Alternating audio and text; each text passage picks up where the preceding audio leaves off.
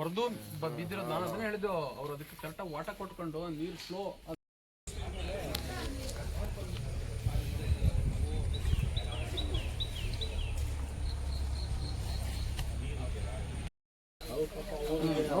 ಕಟ್ಕೊಂಡಿರೋದು engineer ಮಾಡ್ಬೇಕಾಗಿರೋ ಕೆಲಸ.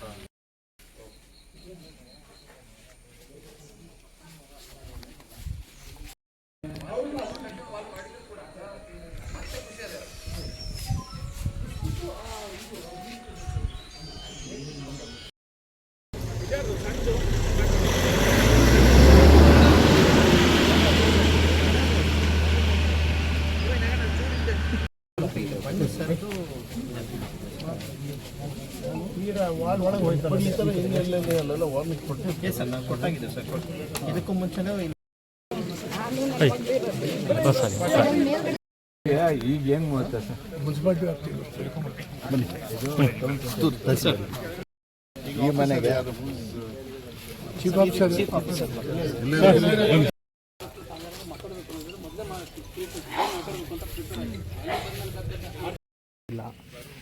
ನಾವು ಈ ಜಾಗಕ್ಕೆ ಬಂದು 30 ವರ್ಷ ಆಗಿದೆ. ಈ ಮನೆ ಕಟ್ಟ ಹತ್ರ 24-25 ವರ್ಷ ಆಗಿದೆ. ನಾನು ಚಿಕ್ಕ ವಯಸ್ಸಿಂದ ಇದ್ದಿದ್ದ ಮನೆ ಇದ್ದೇನೆ. ಇವಾಗ ನಾನು ಮದುವೆ ಆಗಿ ಬೆಂಗಳೂರಲ್ಲಿದ್ದೀನಿ. ಅವತ್ತು ನಾನು ಇದ್ದಿಲ್ಲ ಇಲ್ಲಿ. ನನ್ನ ತಂಗಿ, ಅಮ್ಮ ಮತ್ತು ಅಪ್ಪ ಇದ್ದರು. ಅವತ್ತು ತುಂಬ ಮಳೆ ಇದ್ದಿದ್ದು ಅವಳು ನಂಗೆ ಕಾಲ್ ಮಾಡಿದ್ಲು 10:30ಗೆ. ಅಕ್ಕ ತುಂಬ ಮಳೆ ಬರ್ತಾ ಇದೆ ಅಂತ ಕಾಲ್ ಮಾಡಿ ಅವಳೇ ಹೋಗೆಲ್ಲ ನೀರೆಲ್ಲ ಬಿಟ್ಟಿದ್ಲು ನೀಟಾಗಿ ಹೋಗೋದಕ್ಕಂತ.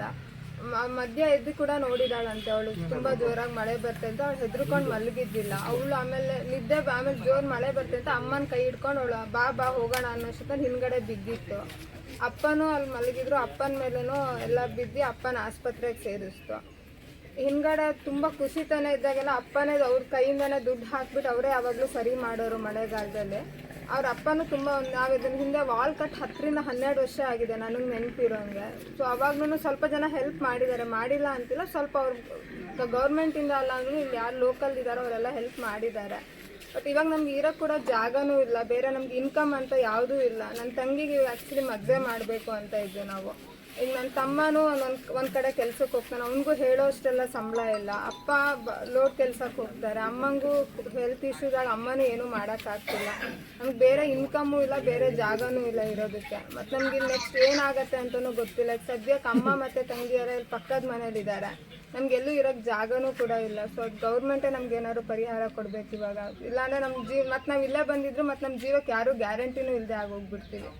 ಗೊತ್ತಿಲ್ಲ ಏನು ಮಾಡ್ತಾರೆ ಅಂತ ಹೇಳ್ಬಿಟ್ಟು. ಜಾಗ ಮನೆ ಏನಾದ್ರು ಕೊಡ್ತೀವಿ ನಾವು ಭರವಸೆ ಕೊಟ್ಟಿದ್ದೀವಿ. ಇನ್ನೂ ಏನೂ ಗೊತ್ತಿಲ್ಲ ಸರ್, ನಮಗಿನ್ನೂ ಯಾವುದೂ ಇನ್ಫಾರ್ಮೇಷನ್ ಬಂದಿಲ್ಲ ಆ್ಯಕ್ಚುಲಿ. ವಾಸ ಮಾಡೋಕ್ಕೆ ಸಾಧ್ಯನೇ ಇಲ್ಲ ಇಲ್ಲಿ ನಿಜವಾಗ್ಲೂ ಆಗಲ್ಲ ಸರ್. ಒಂದು ಕಡೆ ಅದನ್ನೆಲ್ಲ ಇದು 3-4 ಅವ್ರು ತೀರ್ ಹೋಗಿದ್ದು ನಾವು ಇಲ್ಲೇ ನೋಡಿದ್ವಿ. ಮತ್ತು ಪ್ರತಿ ಸಲ ಹಿಂದೆ ಕೂಡ ಗುಡ್ಡ ಇದೆ. ಇವಾಗ ನಾವೆಲ್ಲ ಚಿಕ್ಕವರಿದ್ದಾಗ ಸಣ್ಣ ಮನೆ ಇತ್ತು, ಹಂಗಾಗಿ ಅಷ್ಟು ಗುಡ್ಡ ಕುಸಿತ ಏನೂ ಆಗ್ತಿದ್ದಿಲ್ಲ. ಇವಾಗೆಲ್ಲ ಹಿಂದೆ ಎಲ್ಲ ಫುಲ್ ಮನೆ ಆಗಿದ್ದಾವೆ. ಸೊ ನಮಗೂ ಅಲ್ಲಿರೋ ಕಷ್ಟನೇ. ಈಗ ಆಲ್ರೆಡಿ ನೀವು ನೋಡ್ದಂಗೆ ಮೊನ್ನೆಕ್ಕಿಂತ ಜಾಸ್ತಿ ಜಾಗ ಇನ್ನೂ ಸ್ಪೇಸ್ ಹಾಕೊಂಡು ಹೋಗ್ತಾ ಇದೆ. ಹಿಂದೆ ಮನೆ ಕೂಡ ಇನ್ನೇನು ಬೀಳೋ ಸ್ಟೇಜಲ್ಲಿದೆ.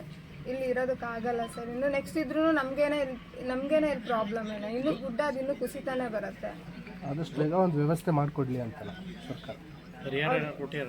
ಇನ್ನೂ ಏನೂ ಕೊಟ್ಟಿಲ್ಲ ಸರ್. ಅವರೇ ಏನಾದರೂ ಇವಾಗ ಗೌರ್ಮೆಂಟ್ ಅವರೇ ನಮ್ಗೆ ಏನಾದರೂ ಒಂದು ಜಾಗ ಕೊಟ್ಟಿಲ್ಲ, ಏನಾದರೂ ಒಂದು ವ್ಯವಸ್ಥೆ ಮಾಡಿಕೊಡ್ಬೇಕು. ಇಲ್ಲಿ ನಮ್ಗೆ ಯಾವುದೇ ಕಾರಣಕ್ಕೂ ಇರೋಕ್ಕಾಗಲ್ಲ. ಇದ್ರೂ ಮತ್ತೆ ಮುಂದಿನ ವರ್ಷನೂ ಇದೇ ಪ್ರಾಬ್ಲಮ್ ಏನೇ. ಮಣ್ಣು ಆಲ್ರೆಡಿ ಸಡ್ಲ ಆಗೋಗಿದೆ ಅಲ್ವಾ, ಇನ್ನು ಅದು ಕುಸಿತಾನೆ ಬರುತ್ತೆ ಇನ್ನೂ. ಅಪ್ಪಾಜಿ ಏನು ಕೆಲಸ ಮಾಡ್ತಾರೆ? ಅಪ್ಪ ಲೋಡ್ರಸ್ ಕೆಲಸ ಮಾಡ್ತಾರೆ. ನಿಮ್ಮ ಹೆಸರು ಮೇಡಮ್? ರಚಿತಾ ಅಂತ. ಅವರೆಲ್ಲ ಬಂದು ರಾತ್ರಿಯೆಲ್ಲ ಕೆಲಸ ಮಾಡಿ ಅವ್ರು ಹೆಣ ತೆಗೆದು ಭಾಳ ಇದು ಮಾಡಿದಾರೆ ಬಿಡಿ. ನಾವು ಹೇಳಕಣಕ್ಕೆ ಅಲ್ಲ ಅಷ್ಟೆಲ್ಲ ಮಾಡಿದಾರೆ ನಮಗೆ. ಅಲ್ಲಿ ನಿಮಗೆ ಮನೆ ಪರಿಹಾರ ಏನು ಕೊಡ್ತೀವಿ ಅಂತ ಹೇಳಿದ್ದಾರೆ. ಎಂತಂತ ಗೊತ್ತಿಲ್ಲ, ಇವತ್ತು ಗೊತ್ತಾಗಬೇಕು. ನಿಮ್ಮ ಮೇಲೆ ಪ್ರಕರಣ ಏನಾರು ಆಗಿದೆ ಅಂತ? ಕೇಸ್ ಆಗಿದೆ ಮೇಲೆ ಎಂತ ಹಾಕಿದ್ದಾರೆ ಅಂದರೆ ಅದು ಎಂತ ಆಯ್ತು ಗೊತ್ತಿಲ್ಲ. ಏನಕ್ಕೆ ಎಂತ ಅಂದರೆ ಅವರು ಒಬ್ಬ ಕಂಬ ಹೋಗಿ ಬಿದ್ದನಲ್ಲ, ಅವ್ನು ಶಿವಮೊಗ್ಗದಲ್ಲೇನೋ ಇದು ಮಾಡಿದಂತೆ. ನೀವೇ ಹಾಗೆ ಅಂತೇಳಿ ನನಗೆ ಏನಂತೂ ವಿಚಾರ ಗೊತ್ತಿಲ್ಲ. ಅವ್ರನ್ನ ಅವತ್ತೇ ಫಸ್ಟ್ ನೋಡಿದ್ದು ನಾನು. ಅವ್ರು ಬರ್ತಿರಲಿಲ್ಲ, ಬಂದವರೆಲ್ಲ ಊರಿಗೆ ಹೋಗಿ ಬರ್ತಿದ್ರು. ಬೇಸಿಗೆಯಲ್ಲಿ ಬರ್ತಿದ್ರು, ಮಳೆಗಾಲ ಊರಿಗೆ ಹೋಗಿ ಬರ್ತಿದ್ರು. ಕೆಳಗಡೆ ಅಲ್ಲೆಲ್ಲ ಇರ್ತಿದ್ರು. ಫಸ್ಟ್ ಅಲ್ಲಿ ಕುಳ ಮೊಹಮ್ಮದ್ ಸಾಬ್ ಅಲ್ಲಿ ಸೆಡ್ ಹಾಕ್ತಿದ್ರು. ಅಲ್ಲಿಂದ ಇರ್ತಾವಲ್ಲ, ಆಮೇಲೆ ಇಲ್ಲಿ ಬಂದು ಹಾಕೊಂಡ್ರು. ನಾ ಇಲ್ಲಿ ಬೇಡ ಇಲ್ಲಿ ಇರಿ ಅಂತ ಹೇಳಿದೆ ಅಷ್ಟೇ. ಮಾನವೀಯತೆ ದೃಷ್ಟಿಯಿಂದ ಹೇಳಿದ್ರೆ ಪ್ರತಿ ವರ್ಷ ಈ ರೀತಿ ಬರ್ತಾ ಇದ್ರಲ್ಲಿ ಬೇರೆ ಬೇರೆ ಕೂಲಿಯವರು ಬರ್ತಾ ಇದ್ರ. ಅಂದರೆ ಒಬ್ಬ ಮೇಸ್ತ್ರಿ ಚಿತ್ರದುರ್ಗದವರು ಬಂದು ಹಿಂಗೆ ಕೆಲಸ ಮಾಡಿ ಹೋಗ್ತಿದ್ರು. ಮಳೆಗಾಲದಲ್ಲಿ ಇರ್ತಿರ್ಲಿಲ್ಲ. ಇಲ್ಲಿ ಏನು ಕೆಲಸ ಮಾಡ್ತಿದ್ರು? ಇಲ್ಲಿ ಮಣ್ಣು ಕೆಲಸಗಳು ಅಲ್ಲ, ನಮ್ಮ ಕೆಲಸ ಬೇರೆ ಕೆಲಸ ಮಾಡ್ತೀರಿ. ಬೇರೆ ಕಡೆ ಎಲ್ಲ ವಾಸ ಇರ್ತೀವಿ, ಅಲ್ಲಿ ಇರ್ಲಿಕ್ಕೆ ಬಿಡ್ತಿರಲಿಲ್ಲ. ಜಾಗ ಆಯ್ತು, ಗೌರ್ಮೆಂಟ್ ಜಾಗ ಆಯ್ತು, ಇದ್ಕೊಳ್ಳಿ ಅಂತ ಇಲ್ಲಿ ಶೆಡ್ ಹಾಕ್ಕೊಟ್ಟಾರೆ ಯಾರು? ಅವರೇ ಸೆಡ್ ಏನಿಲ್ಲ, ಅದೇ ಒಂಥರ ಅದು ಪೇಟೆಲ್ಲ ಸೀಟೆಲ್ಲ ಕಿತ್ತಿದ್ರಲ್ಲ ಅದು ತಂದು ಅದನ್ನೇ ಇದು ಮಾಡ್ಕೊಂಡಿದ್ರು. ಅದು ಒಂದು ವಾರ ಆದ್ಮೇಲೆ ಬೇರೆ ಮತ್ತೆ ಮಣ್ಣು ಕುಸ್ತಿದ್ಯಾ? ಇಲ್ಲ ಕುಸ್ತಿಲ್ಲ, ಒಂದು ಆತಂಕ ಇದೆ ಅಷ್ಟೇ. ಅಷ್ಟೇ ಆತಂಕ ಇದೆ. ಅದು ಫಸ್ಟ್ ಟೈಮ್ ಆಗಿರೋದು ಇದು ಫಸ್ಟೇ, 30 ವರ್ಷ ಇದೇ ಫಸ್ಟ್ ಆಗಿದೆ. ಅಲ್ಲ ಇದಕ್ಕೆ ಮುಂಚೆ ಮೊದಲು ಸ್ವಲ್ಪ ಜರುಗ್ತಾ ಇತ್ತು ಜರ್ತಾ ಇತ್ತು ಅಂದರೆ ಈ ಮಳೆ ಬಂದಾಗ ಸ್ವಲ್ಪ ಹೀಗೆ ಬೀಳ್ತದಲ್ಲ, ಹೀಗೆ ಬೀಳ್ತಾ ಇತ್ತು, ಅದನ್ನು ತೆಗೆದು ಹೊರಗಡೆ ಹಾಕ್ತಾ ಇತ್ತು. ಆಮೇಲೆ 10 ವರ್ಷದಿಂದ ನಾನೇ ವಾಲ್ ಕಟ್ಟಿಸಿ ಕೊರೋನಾ ಟೈಮಲ್ಲಿ ಅದನ್ನು ಕ್ಲೀನಾಗಿ ಮಾಡಿದ್ವಿ. ನಿಮ್ಮ ಹೆಸರು ಸರ್? ರಮೇಶ್ ಗೌಡ್ರು ಅಂತ. ರಮೇಶ್ ಕ್ಯಾಮ್ರಾ ಸೆಂಟರ್ ನೋಡಿ. ಹೇಳಿ ಸರ್, ಏನಾಯ್ತು? ಹೋದ ಭಾನುವಾರ ನಾನು ಹೊರಗಡೆ ಮುಳುಗಿದ್ದೆ ಕಾಟ್ ಮೇಲೆ. ಒಂದೇ ಸಲ ಮೈ ಮೇಲೆ ಬಂದು ಬಿತ್ತು, ಎಂತಂದು ಗೊತ್ತಾಗಿಲ್ಲ ನನಗೆ. ಅಷ್ಟೊತ್ತಿಗೆ ಆ ಕಡೆ ಎಲ್ಲ ಇದು ಮಾಡಿದ್ರು, ಎಲ್ಲ ತೀರ್ಕೊಂಡು ನಾನು ಆಸ್ಪತ್ರೆ ಅಡ್ಮಿಟ್ ಆದೆ. ಮತ್ತು ಸಮಸ್ಯೆ ಇದೆ, ಕಷ್ಟ, ಭಾಳ ಕಷ್ಟದಲ್ಲಿ ಸ್ವಂತ ನೋವು ನನಗೆ ಓಡಾಡ್ಲಿಕ್ಕೆ ಆಗಲ್ಲ. ಒಟ್ಟು ಎದ್ದು ನಮಗೆ ನಾಗಂತ ಇರ್ಲಿಕ್ಕಂತ ಮನೆ ಕೊಟ್ಟಿದ್ರು. ನಾವು ಅಲ್ಲಿ ನಮ್ಮ ಮನೆಗೆ ಹುಷಾರಿಲ್ಲ, ಅವ್ರು ಏನು ಮಾಡ್ತಾರೆ, ಕಾಲು ಆಪ್ರೇಷನ್ ಆಗಿದೆ. ಇವತ್ತು ನಾನು ಹೋಗ್ತೀವಿ, ಸ್ವಲ್ಪ ದಿವಸ ಆಗ್ತಾನಿಲ್ಲ. ಮತ್ತೆಲ್ಲಿ ಹೋಗಿ ನಾವು ಇರಲೇಬೇಕಲ್ಲ, ನಮ್ಮ ಗೌರ್ಮೆಂಟಿಂದ ಏನೋ ಜಾಗ ಕೊಡಬೇಕು ಸರ್. ಈಗ ಮನೆ ಇಲ್ಲ, ಇರ್ಲಿಕ್ಕೆ ಎಲ್ಲೂ ಇಲ್ಲ ನಮಗೆ, ಮನೆಯೇ ಇಲ್ಲ. ಅದಕ್ಕಾಗಿ ಇಲ್ಲಿ ಅವ್ರು ಕೊಟ್ಟಿಲ್ಲ ಅಂದ್ರೆ ಇಲ್ಲೇ ಬಂದು ಮುಳ್ಬೇಕು, ಸಾಯೋದು ಒಂದೇ ದಿನ. ಮತ್ತೇನು ಎಷ್ಟು ವರ್ಷದಿಂದ ಇಲ್ಲಿ ವಾಸ ಮಾಡಿ? ಇಲ್ಲಿ 30 ವರ್ಷದಿಂದ ವಾಸ ಮಾಡಿದೆ. ಮುನ್ಸಿಪಾಲ್ಟಿಗೆ ಒಂದು ಸಾಧಾರಣ 10 ಸಲ ಹೋಗಿರ್ಬೋದು. ಈ ವಾಲ್ಕು ಬೀಳ್ತದೆ ವರ್ಷ ಹೋಗೋದು, ಆ ಮಣ್ಣು ಜಾಸ್ತಿ ಆ ಕಡೆ ಹಾಕೋದು, ಮತ್ತೆ ದಿನ ಇದೇ ಆಗ್ತೈತೆ ನನ್ನ ರಾಮಾಯಣ. ಅದಕ್ಕೆ ನಾನು ಬ್ಯಾಂಕಲ್ಲಿ ಸಾಲ ಮಾಡಿ ಆ ವಾಲನ್ನು ಕಟ್ಸ್ಕೊಂಡಿದ್ದೆ. ವಾಲ್ ನೀವೇ ಮಾಡಿಸ್ಕೊಂಡು? ಮಾಡ್ತೀನಿ. ನೀವು ಹೇಳಿದ್ರ ಫಸ್ಟ್ ಪಟ್ಟಣ ಪಂಚಾಯಿತಿ ಪ್ರತಿದಿನ ವರ್ಷನೂ ಹೋಗ್ತೀನಿ ನಾನು. ನಾವು ತಿರುಗಾಡಿ ಬೇಜಾರಾಗ್ಬಿಡ್ತದೆ. ಯಾರು ಬರ್ತಾರೆ, MLA ಬರ್ತಾರೆ, ಶಾಸಕರು ಬರ್ತಾರೆ, ನೋಡ್ತಾರೆ, ಹೋಗ್ತಾರೆ, ಎಂತ ಮಾಡೋದು. ಈಗ ಮತ್ತೆ ಖುಷಿ ಅಂತ ಆತಂಕ ಇದೆ. ಆತಂಕ ಕೈ ಬರ್ತೀರಿ ಈಗ ಫುಲ್. ಈಗ ಮನೆಯವರು ಪಕ್ಕ ಎಲ್ಲ ಏನು ಬೇಕು ಹೇಳ್ತಾರೆ ಪಾಪ, ಒಳ್ಳೆ ಜನ. ಅಲ್ಲ, ಅವರು ಆತಂಕದಲ್ಲೇ ಬದುಕ್ತಾ ಇದ್ದಾರೆ, ಮೇಲ್ಗಡೆ ಎಲ್ಲ ಆತಂಕದಲ್ಲೇ ಬದುಕ್ತಾ ಇದ್ದಾರೆ. ಎಂತ ಮಾಡ್ತಾರೆ, ಎಲ್ಲ ದುಡ್ಡು ಕೊಡ್ತಾಂಡ್ರೆ ಖಾತೆ ಇರ್ತದೆ. ಸಮಸ್ಯೆ ಅಲ್ಲ, ಎಲ್ಲ ನಮ್ಗೆ ಆತಂಕ, ಅವ್ರಿಗೆ ಸಮಸ್ಯೆ ಅಲ್ಲ. ಯಾರೋ ಬಂದು ಆಮೇಲೆ ಮಾತಾಡಿಸಿದ್ರ ಏನು ಅಂತ? ಎಲ್ಲ ತುಂಬ ಜನ ಬಂದು ಮಾತಾಡ್ತೀವಿ. ಜನ ಹಿಂದೆ ಬಾ ಅಣ್ಣ, ಬಾರಣ ಫುಲ್ ಮೇಲೆ. ನವೀನ ಹಿಂದೆ ಬಾ.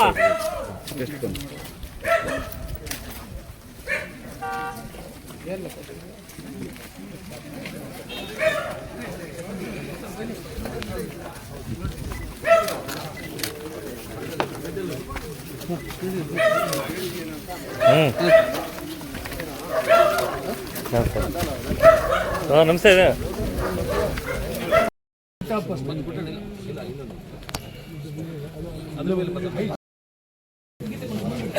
ಸ್ವಲ್ಪ ದಿವಸದ ಹಿಂದೆ ಒಂದು 3 ಡೆತ್ ಕೂಡ ಆಯಿತು.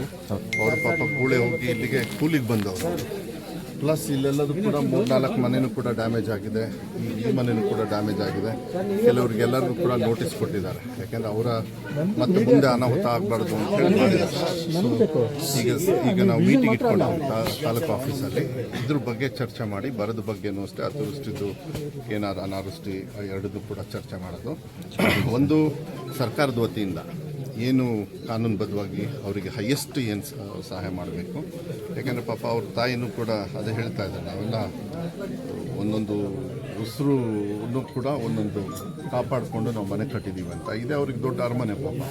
ಅದನ್ನು ಅವ್ರಿಗೆ ಭಾಳ ಮನಸ್ಸಿಗೆ ಹಚ್ಕೊಂಡಿದ್ದಾರೆ. ಈಗ ಸದ್ಯಕ್ಕೆ ಅವರೆಲ್ಲ ಸೇಫ್ಟಿ ಇದ್ದಾರೆ, ಇಲ್ಲೆಲ್ಲರಿಗೂ ಕೂಡ ಸೇಫ್ಟಿ ಮಾಡೋದು ಸರ್ಕಾರದ ವತಿಯಿಂದ ಎಲ್ಲರೂ ಕೂಡ ಮಾಡಿದ್ದಾರೆ. ಅದಕ್ಕೆ ಸರ್ಕಾರದಲ್ಲಿ ಏನು ಹೈಯೆಸ್ಟ್ ಬರುತ್ತೆ ಅವ್ರಿಗೆ ಸಹಾಯ, ಅದು ಒಂದು ಭಾಗ ಮಾಡಿಕೊಡೋದು.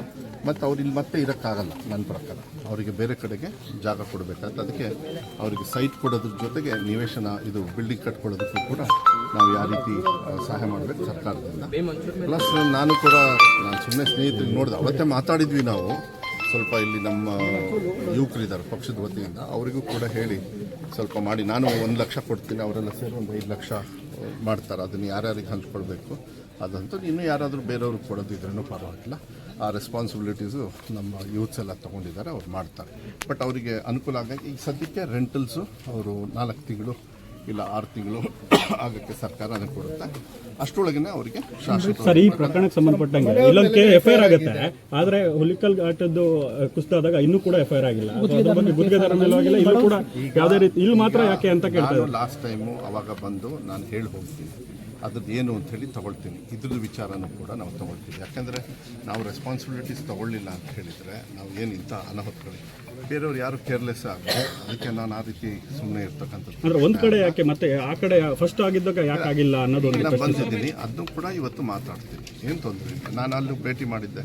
ಐ ಥಿಂಕ್ ಸತೀಶ್ ಜಾರಕಿಹೊಳಿ ಅವರು ಕೂಡ 2 ಸತಿ ಬಂದಿದ್ರು ಅಂತ ಹೇಳಿ ಭಾವಿಸ್ತೀನಿ ನನಗೆ ಗೊತ್ತಿರೋ ಪ್ರಕಾರ. ಸೊ ಅದಕ್ಕೆ ಆಗಲಿ, ಮೀಟಿಂಗ್ ಆಗಲಿ, ನಾವೇನು ಹೇಳಿದ್ದೀವಿ ಕಾನೂನುಬದ್ಧವಾಗಿ ಯಾರ ಮೇಲೆ ಆ್ಯಕ್ಷನ್ ತಗೊಳ್ಬೇಕು. ಅದು ಇದು ಕೂಡ ಏನಾದರೂ ತಪ್ಪಿದ್ರೆ ಹಿಂದೆ ಏನಾದರೂ ಅದು ಯಾಕೆ ಏನು ಅಂಥೇಳಿ ಅದನ್ನು ಕೂಡ ನಾವು ಇಲ್ಲಿ FIR ಆಗಿದೆ, ಇಲ್ಲ FIR ಆಗಿದೆ ಅಂದ್ರೆ ಅಲ್ಲೂ ಆಗಬೇಕಲ್ಲ ಅನ್ನೋದೊಂದು ಪ್ರಶ್ನೆ. ಮಾಡೋಣ, ಅದನ್ನು ಮಾಡಿಸ್ತೀನಿ. FIR ಆಗಬೇಕಂದ್ರೆ ಆಗಲೇಬೇಕಾಗುತ್ತೆ. ಅದು ಲೇಟ್ ಯಾಕಾಯಿತು ಅಂದರೆ ಅದಕ್ಕೂ ಬೇಕಾದ್ರೆ ನಾವು ಆ್ಯಕ್ಷನ್ ತಗೊಳ್ತೀವಿ, ಏನು ತಪ್ಪೇನಿಲ್ಲ. ಯಾಕೆಂದರೆ ಏನಾಗ್ತದೆ, ಹಿಂಗೆ ಬಿಡೋಕ್ಕಾಗೋದಿಲ್ಲ. ನಾನು ಭೇಟಿ ಮಾಡಿದ್ದೀನಿ, ನೀವೆಲ್ಲ ಬಂದಿದ್ರಿ ಅವತ್ತು. ನಾನು ಹೇಳಿದ್ದೀನಿ ಅದು ಯಾರು ಮೇಲೆ ಆ್ಯಕ್ಷನ್ನು. ಸೊ ಈಗ ಅದು ಬೇಡ. ಈಗ ನಾನು ಏನು ಕಾನೂನುಬದ್ಧವಾಗಿ ಏನೇನಾಗಬೇಕು ಅದು ಮಾಡ್ತಕ್ಕಂಥದ್ದು. ಪ್ಲಸ್ ಇವರಿಗೆ ನಾವು ಒಂದು ಜೀವನಕ್ಕೂ ಕೂಡ ಅವರಿಗೆ ಒಂದು ಧೈರ್ಯ ಕೊಡಬೇಕಾಗುತ್ತೆ. ಯಾಕಂದರೆ ಇವ್ರ ಹತ್ರ ಉಳ್ಕೊಂಡಿರೋದೇ ಭಾಳ ಅದೃಷ್ಟ. ಆಮೇಲೆ ಇಬ್ಬರು ಹೆಣ್ಮಕ್ಳಿದ್ದಾರೆ, ಮಾತಾಡ್ತಾರೆ. ಈ ಫ್ಯಾಮಿಲಿ ಬೇರೆ ಫ್ಯಾಮಿಲಿಯವರು ಪಾಪ ಹೆಂಡತಿ ಅವ್ರು ಬೇರೆ ಕಡೆಗೆಲ್ಲ ಅವರು ಕೂಡ ಅರ್ಜಿ ಕೊಟ್ಟಿದ್ದಾರೆ. ನೋಡ್ಬಿಟ್ಟು ಅವ್ರಿಗೆ ಸಹ